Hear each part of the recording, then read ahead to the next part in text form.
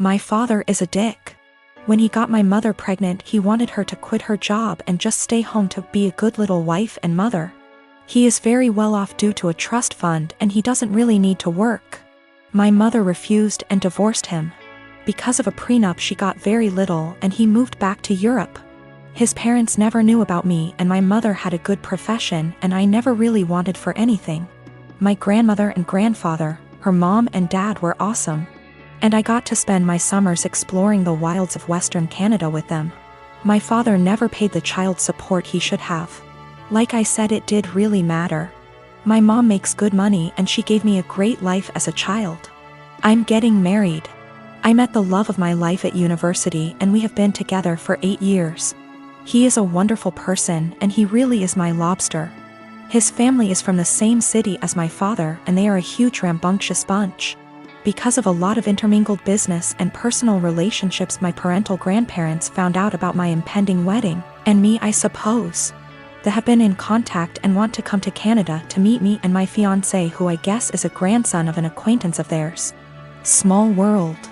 When they found out that my father had basically abandoned me to fend for myself in this world, this is honestly how they see it. They were pissed, to say the least. It is very funny because we are decidedly upper middle class here.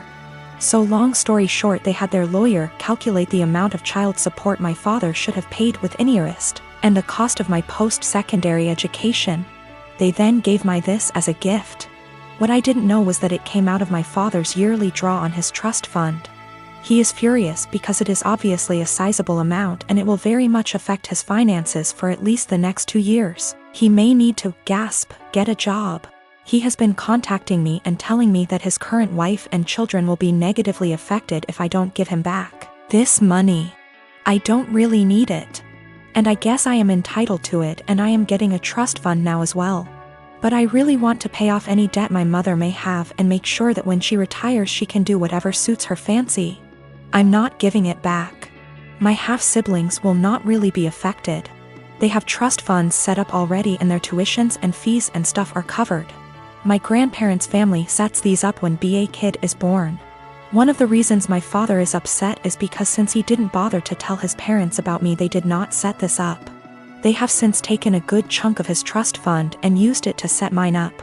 Realistically, the principal being separated 28 years ago would have left him in the exact same position. My mom was working on getting her PhD so she could help kids with a certain condition. That is what he wanted her to walk away from. My grandparents have sent me pictures of my family there. The coolest thing is that my grandfather looks like the granddad from The Parent Trap. My mom never remarried, but she has had a special friend since I was 5. He is amazing and taught me to swear in Colombian Spanish. I had lunch with my mom. Apparently she has no debt. Like at all. I guess she did literally write the book about the treatment for the kids she works with. She does okay for herself. I never really thought about it. We decided that what would be best is to set up a scholarship for people who want to go into her field of study. Since I am now a trustafarian, I can afford to do this. I am however going to book her and her friend a trip for after my wedding.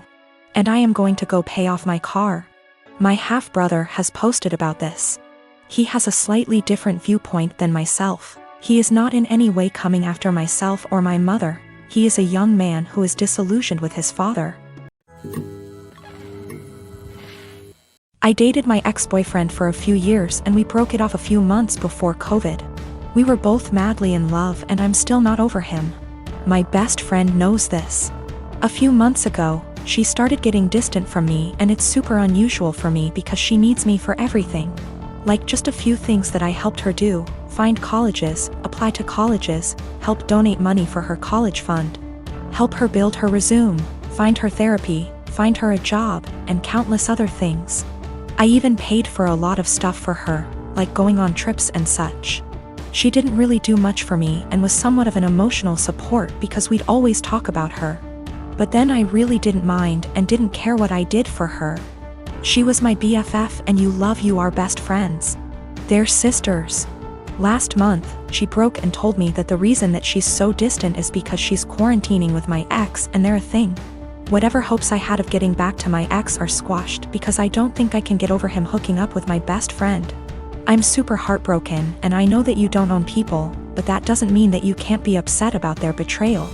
Yes, dating your best friend's ex that she still loves is a betrayal. She asked me if I was happy for her, because she finally got a good job and a nice boyfriend. That job she has is solely because of me, because I asked an old acquaintance to return a favor by hiring my best friend. He wanted to hire someone else, but I begged him to hire her. I know how people are sometimes hurt, but then they say, "But I'm truly happy for you." I honest to God don't think they mean it, and when I say I'm happy for someone, I want to mean it. I'm not happy for my friend. I just am not. I can't make myself be. I told her as such and told her to stop contacting me. She's now blowing up my emails and DMs because she's so hurt by what I said to her. My dad said that I should have just kept this to myself, since I know my best friend is a sensitive person and is hurt. But what about me? Am I given a sensitivity pass because I've looked after my friend for so long? Do my feelings just stop matching at some point? She called me with the news and said that she didn't know how to tell me, didn't apologize. And then she followed it up with how she's finally doing well and doesn't have to rely on me for money since she has a nice job and also a nice boyfriend. I told her I was not happy for her. I reminded her that I got her the job, she knew and was fine with it. And that I've done so much for her over the years, and she thanks me by backstabbing me and getting with my ex. She knew that it would hurt me, and if she'd done it when I was well over him or with my permission, I'd feel differently. Then, I told her to not contact me again because clearly I'm her friend, but she was never my friend, and I want to stick with people who are supportive toward me and reciprocate my friendship. My husband Nick was married to his first wife Vanessa for 5 years, and they had 2 amazing kids, Luke and Lila. Sadly, Vanessa died in an accident 11 years ago when the kids were very young. I started dating Nick 8 years ago, and we started off very slowly for obvious reasons. Nick has always been a little more distant than anyone I'd ever been with. But he and the kids lost Vanessa so young that I understood it. After 3 years of dating, Nick asked me to marry him and I moved in. I've always had a really great relationship with Luke and Lila, and they were happy for me to marry their dad. I had wanted an actual wedding, nothing big. But Nick really didn't want one, so we got married at the courthouse with just Luke and Lila present. We had a really fast engagement, but it worked for all of us. I have loved being Luke and Lila's stepmom and officially adopted them after I found out I was pregnant with our son, Casey. The kids have been so great with Casey and help out so much. Nick was wonderful during the pregnancy and had always been a really loving dad and husband. But Nick has been pulling away a lot the last few months. He's been even more distant than usual and working late nights and going away with friends almost every weekend.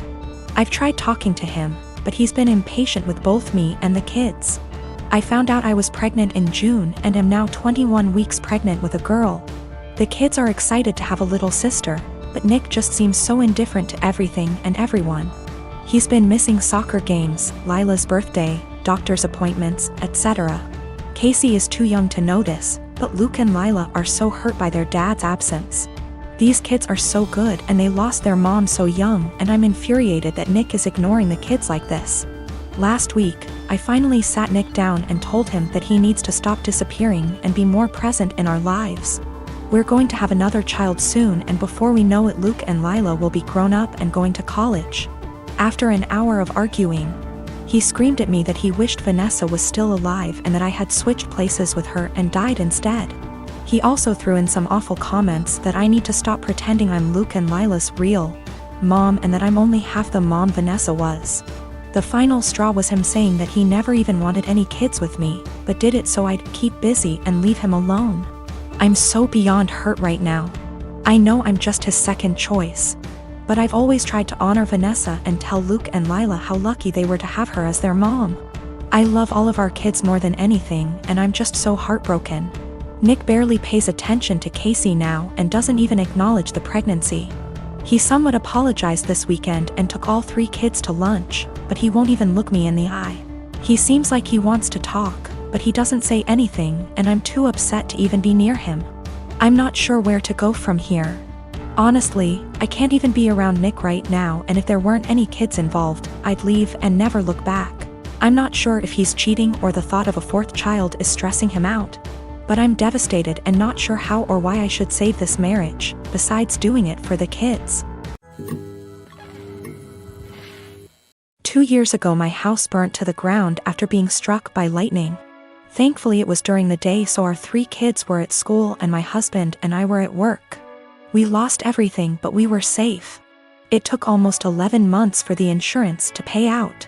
The insurance covered 1 month worth of hotel stays, but after that we were made to fend for ourselves, and the only option we had was to move in with my SIL. She tells us we can have her spare room and her office space. Since she used neither of the rooms, and her stipulations was we needed to purchase all of our own food and pay her $100 a week. By week 3 all of that changed.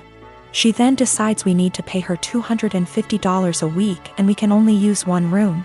So all 5 of us were crammed into the smallest room she had, which was the size of a glorified closet space and didn't even fit a twin bed and a small dresser. So we lived out of trash bags and slept on the floor for close to $1,000 a month some months, and still had to purchase all of our own food, despite her claiming my children on her food stamps. She also had no bills outside of her land tax, $450 a year, electric and heating oil, which she hardly ever filled. So we were essentially paying her so she could do leisure activities. It was the worst 8 months of my life. 3 months ago my grandmother decided that she wanted to go to assisted living after a fall and transferred the deed of her house to me, and basically said it was mine now. It is a 5-bedroom farmhouse. My boys insist on sharing a room, so we have 2 extra bedrooms. Well, my sister-in-law lost her house last month due to not paying her land tax for several years and asked if her and her stepdaughter could stay with us until they get enough money to move down south.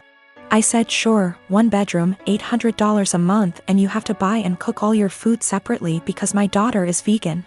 She looked at me like I had 10 heads and said that she and her stepdaughter should not be made to share a room when there are 2 extra rooms, and stated she cannot afford a rent of $800 while purchasing all of her own food on top of it. I said, neither could we, but we managed to cram 5 people into a glorified closet space while you were getting $1,000 and food stamps. Take it or leave it. She decided to leave.